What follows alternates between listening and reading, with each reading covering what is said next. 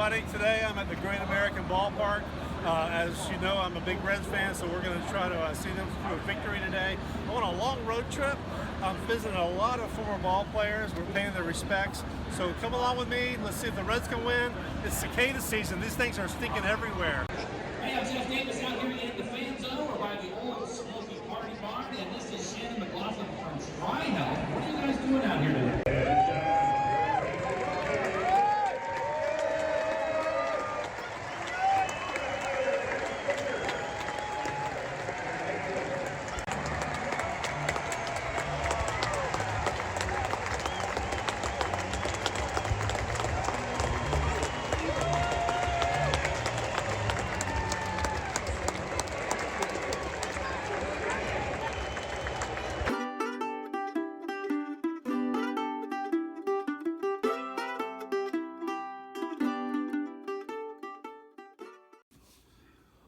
Well, literally, my first stop out of my driveway, we came to Atlanta's Southview Cemetery in Fulton County, Georgia.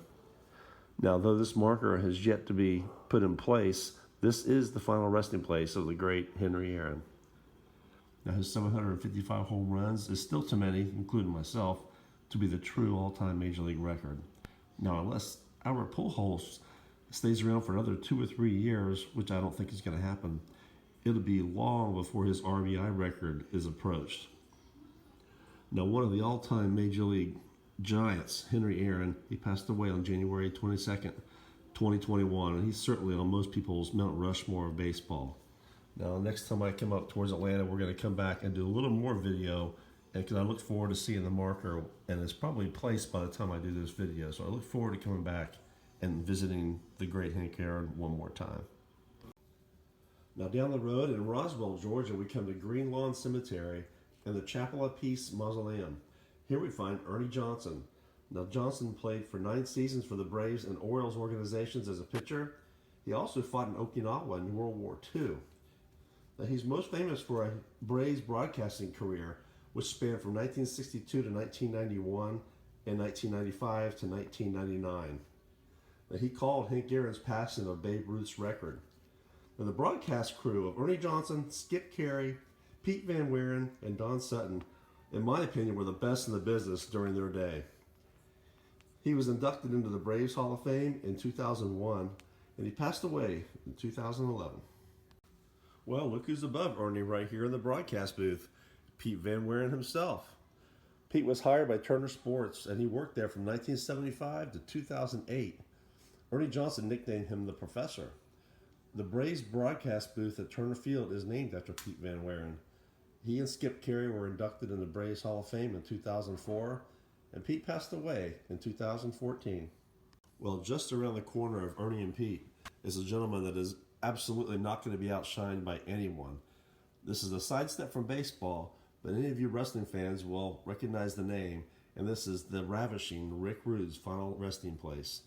Rick passed away in 1999. So staying in the city of Roswell, we come to the Roswell Presbyterian Church Cemetery, and we find Roswell's former mayor, George Knapp Rucker. He also brought the town's first supply of running water. Now, he started his career in 1904 playing for the Atlanta Crackers, and he had a famous roommate and a very good friend named Ty Cobb. Now, by 1907, he was playing for the Brooklyn teams, where he remained until he retired in 1916. Though you could say his last 2 innings he pitched were 2 shutout innings against Babe Ruth's Red Sox. Rucker, for most all of his career, played on mediocre teams. Now, it's said if not for that, he would be a certain Hall of Famer.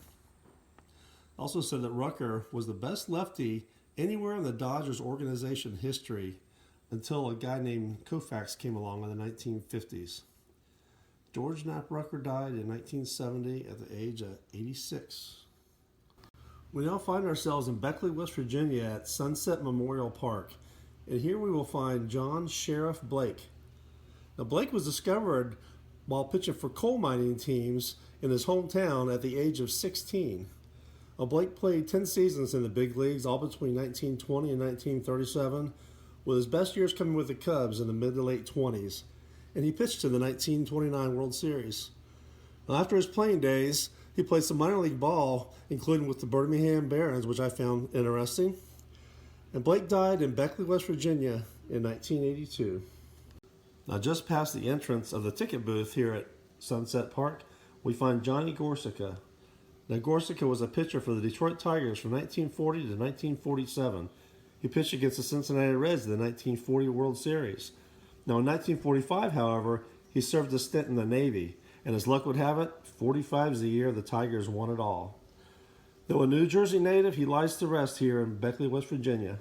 Johnny Gorsica passed away in 1998. Now, rounding out the bullpen here at Sunset Memorial, we find Joe McManus. Now, Joe pitched only 2 innings in his career. He pitched those for the Cincinnati Reds on April 12, 1913. But hey, it's still good enough to be on our team.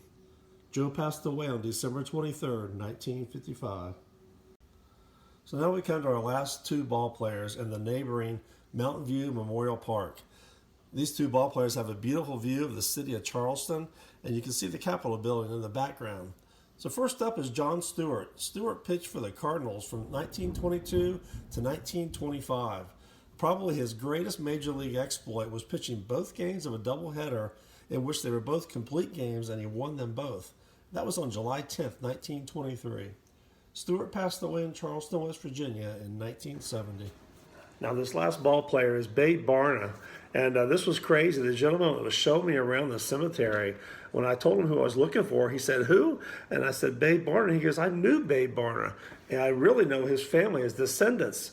And so that was kind of a crazy thing. So I talked to him a little bit briefly about Babe Barna, and as luck would have it, in this huge cemetery, other folks came along, and they were having a conversation as I was talking to him about Babe. So I'm gonna play that audio. You have to distinguish between my conversation with him and this other one that's going on in the background. So I apologize, but I thought since it's someone that knew him, it'd be great to have his voice and audio on there. So I'm going to play that, and hopefully you can distinguish between the 2 conversations. That's good. So Babe Barna, he owned a He owned a beer joint and stuff there. where at Nitro or No, right downtown Charleston. in Charles? He owned a liquor store. You can have that in your Yeah, it was a little story. nightclub. So it's Babe something. Barna. So he owned a liquor store basically. I didn't even know he played. Yeah, he didn't own a liquor store. He owned a Nightclub. A nightclub. Yeah. Okay. That's And So what they did had prayer going too. gambling odds and ends. They gave me a wow.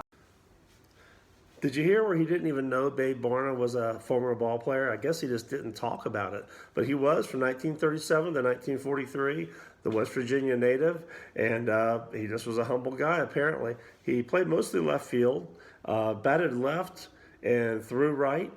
And Babe passed away in 1972. Hey, don't forget to subscribe to my channel. I appreciate you watching, and I'll see you soon.